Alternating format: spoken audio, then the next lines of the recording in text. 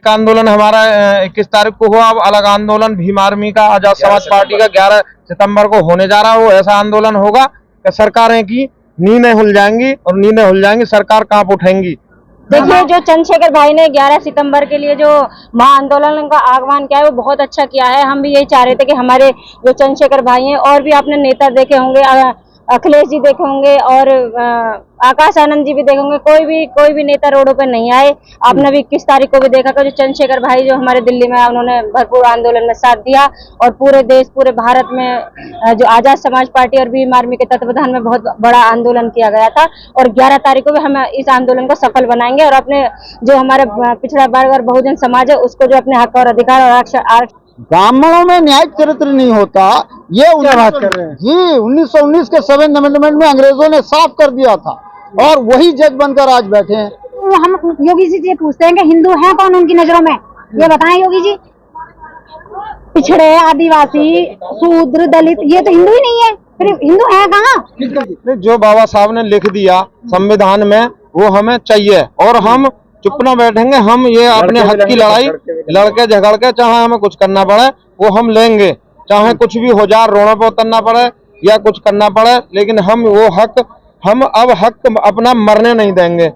हम हक छीन के लेंगे, पीट के लेंगे, कैसे भी लें, जेल भेजो, कुछ भी करो, लेकिन हम अपना हक। योगी जी देते रहे जाऊंगा। आपने कहा कि मायावती जी जो हैं वो कहती हैं, या आकाश आनंद, इनको बीजेपी के एजेंट कहते हैं। मायावती जी 3 बार मुख्यमंत्री बनी उसी भाजपा के समर्थन से ना, तो फिर ये किस मुंह से इनको कह रही हैं चंद्रशेखर राव? योगी जी क्या कर रहे हैं? कुछ भी नहीं कर रहे। बताओ कि हिंदू मुस्लिम। चलो, मेरा नाम है एडवोकेट प्रियंका गौतम, मैं पूर्व महिला मोर्चा जिला अध्यक्ष हूँ। वर्तमान में मैं मंडल सचिव भीम आर्मी से।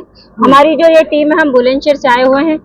आज जो प्रोग्राम लग रहा है कि जनता के बीच में कुछ पहचान हुई है आजाद जी की? बहुत पहचान हुई। अगर जनता के बीच में आजाद जी की पहचान नहीं होती तो भाई आज संसद में नहीं होते, क्योंकि चंद्रशेखर भाई वो नेता है जो रोड की लड़ाई लड़ते हैं और बहुजन समाज की लड़ाई लड़ते हैं। लेकिन अब तो देश को बरगला रहे हैं ना। तो नहीं, देश को नहीं बरगला रहे, अपने समाज को समझा रहे हैं और बहुजन समाज चंद्रशेखर भाई की बातों को सुन भी रहे हैं और उनके फैसले पर चल रहे हैं। आपको क्या लग रहा है चंद्रशेखर जी, मुझे तो यही लग रहा है कि जितने भी नेता हैं सबसे ज्यादा भाई ने जल्दी से अपनी पकड़ की है और लोगों के बीच बहुत अच्छा कर रहे हैं। अच्छा, 11 सितंबर को जो भारत बंद का भी आह्वान किया उन्होंने? हाँ जी, क्या है जी, क्या कहेंगे? भारत बंद का आह्वान कर रहे हैं, आपको नहीं लगता गलत कर रहे हैं? मैं जिला बुलंदशहर से जिला उपाध्यक्ष भीमलेश सिंह सागर हूँ और मैं भाई को फुल सपोर्ट करती हूँ। भाई हमारा नेता है और आगे भी हमारे नेता ही रहेंगे, क्योंकि भाई वो नेता है जो कि युवाओं के लिए हमें पिछड़ों की आवाज तो योगी जी उठा रहे हैं, मोदी जी उठा रहे हैं। ये किसने कह दिया आपसे?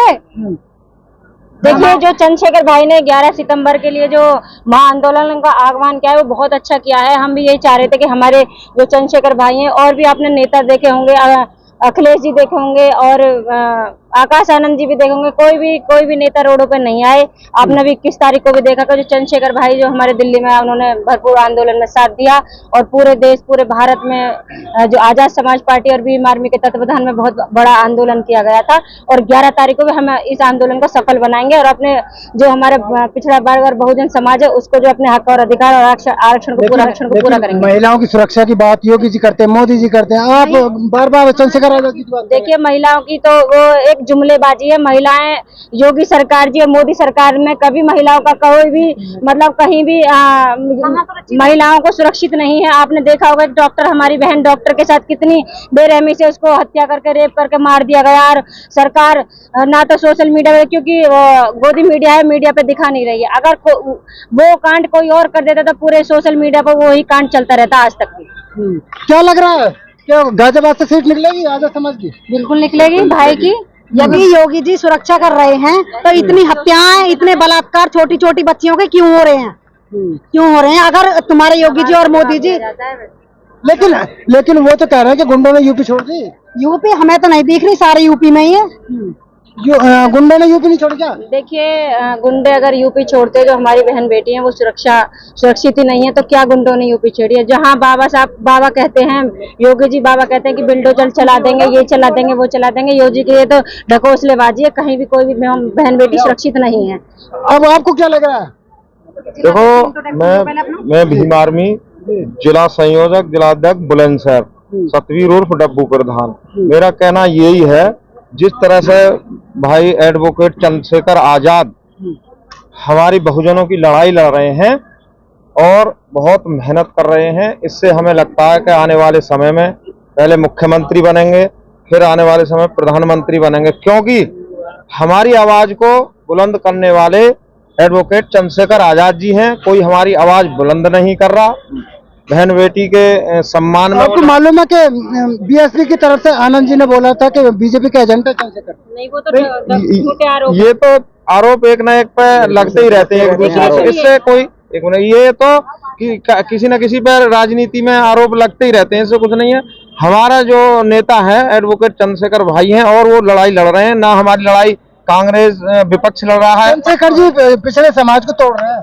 चंद्रशेखर जी जो मेहनत कर रहे हैं उसमें समाज में जो सांसद बने, अब समाज जो है इतना जुड़ रहा है कि आने वाले समय में 2027 में मुख्यमंत्री बनेंगे और कोई रोक नहीं सकता। ये हम बहुजन समाज के लोग कह रहे हैं, क्योंकि वो हर लड़ाई लड़ना जानते हैं। आज भी उन्होंने कही है कि एक आंदोलन हमारा 21 तारीख को हुआ, अब अलग आंदोलन भीम आर्मी का, आजाद समाज पार्टी का 11 सितंबर को होने जा रहा है। वो ऐसा आंदोलन होगा कि सरकारें की नींदें हिल जाएंगी, और नींदें हिल जाएंगी, सरकार कांप उठेंगी कि भाई ये क्या हुआ देश में, क्योंकि हमारी बहन बेटी की इज्जत सरेआम इज्जत लूटी जा रही है। और लेकिन सुप्रीम कोर्ट ने कहा है कि अगर SC/ST है तो उसमें सभी जो जातियां हैं, सभी वर्ग हैं, उनको मिलना चाहिए। तो उससे दिक्कत क्या है? नहीं, दिक्कत तो यही बार बार ये इससे छेड़छाड़ करते हैं जो सरकार हैं। क्या बोलेंगे? सरकार देखिए, जो हमारा आरक्षण है 15%, वो हमको नहीं मिल रहा है, ना तो SC/ST के लोगों को मिल रहा है। इसीलिए चंद्रशेखर भाई ने संसद में भी ये बात उठाई। सुप्रीम कोर्ट ने कहा कि वर्गीकरण करें। क्या केवल वर्गीकरण तो करना नहीं चाहिए ना, जहाँ जैसा है वैसा ही रहने दीजिए। पहले जैसे देखो, आपने 2 अप्रैल का भी देखा होगा, इन्होंने धीरे धीरे सब चीज को खत्म कर रहे हैं, पर ये गलतफहमी में है। ये सरकार ये नहीं जानती, बहुजन समाज जाग चुका है, उठ चुका है, अब सो नहीं रहा है। अब जब भी आरक्षण पर चाहे वर्गीकरण हो जाए, क्रिमिनल हो या कोई भी आपत्ति आएगी आरक्षण पे, तो हम सड़कों पर उतरेंगे और आंदोलन करेंगे। जय भीम! क्या लग रहा है? भीम!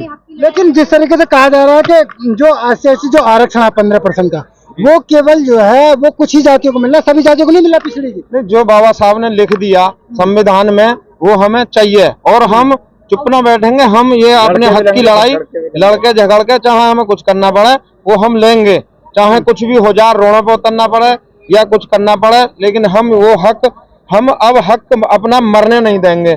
हम हक छीन के लेंगे, पीट के लेंगे, कैसे भी लें, जेल भेजो, कुछ भी करो, लेकिन हम अपना हक। योगी जी देते रहे उत्तर प्रदेश में। आप देखिए योगी जी क्या कह रहे हैं, सब पता जनता को क्या कह रहे हैं। वो योगी जी क्या कर रहे हैं? कुछ भी नहीं कर रहे। बताओ कि हिंदू मुस्लिम और क्या कर रहे हैं? हिंदुओं को सुरक्षित कर रहे हैं। हिंदू उनकी सरकार है। जब सरकार हिंदू की है तो सरकार में भी हिंदू सुरक्षित ना, तो फिर कब रहेंगे सुरक्षित? बताइए। क्या बोल रही है? मैं कह रही जो मुसलमान इस देश के नागरिक नहीं है क्या? मोदी जी कहते हैं नहीं, ये बताओ, मुसलमान इस देश के नागरिक नहीं है, वो कहीं बाहर से आए हुए हैं। ये हिंदू मुसलमान लगा रखा है, लोगों को आपस में भड़काना और लड़ाना। जब हिंदू, चलो हिंदू, हम योगी जी से पूछते हैं कि हिंदू है कौन उनकी नजरों में, ये बताएं योगी जी। पिछड़े, आदिवासी, शूद्र, दलित, ये तो हिंदू ही नहीं है, फिर हिंदू है कहाँ? क्या बात कर रही हैं?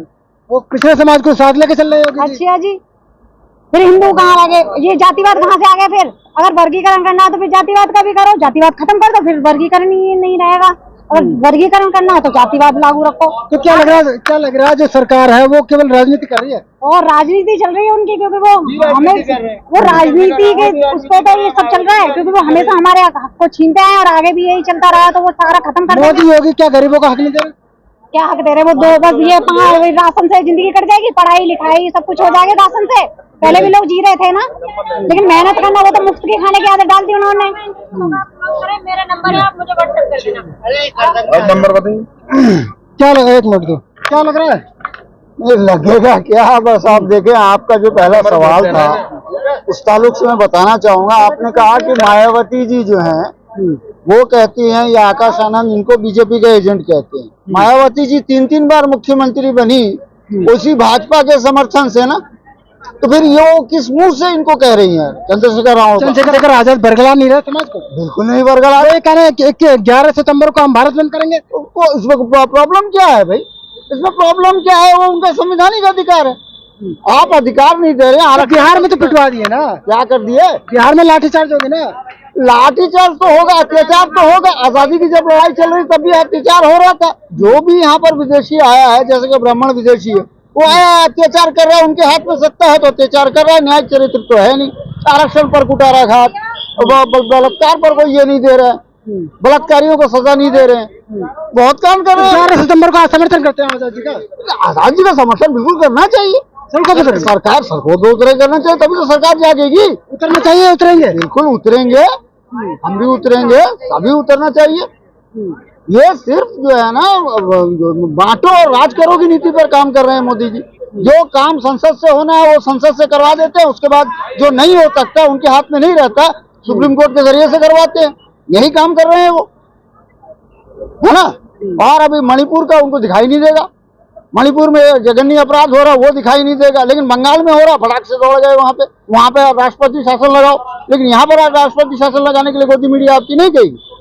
यही हो रहा है ना, ब्राह्मणवाद हर तरफ छाया हुआ। हर तरफ जो है वर्गीकरण होना चाहिए, हर जगह हर समाज के लोगों। सुप्रीम कोर्ट भी तो यही कह रहा है कि वर्गीकरण, वो सुप्रीम कोर्ट ने वर्गीकरण वर्गीकरण किया। सुप्रीम कोर्ट सो मोटे लेकर ये क्यों नहीं करता? सिर्फ 9% लोगों को ही मिला, बाकी 12.5% लोगों को नहीं मिला। जो 12.5 बैकलॉग खाली है उसको भर देगा तो कंप्लीट हो जाएगा। लेकिन सुप्रीम कोर्ट ये काम नहीं कर रहा।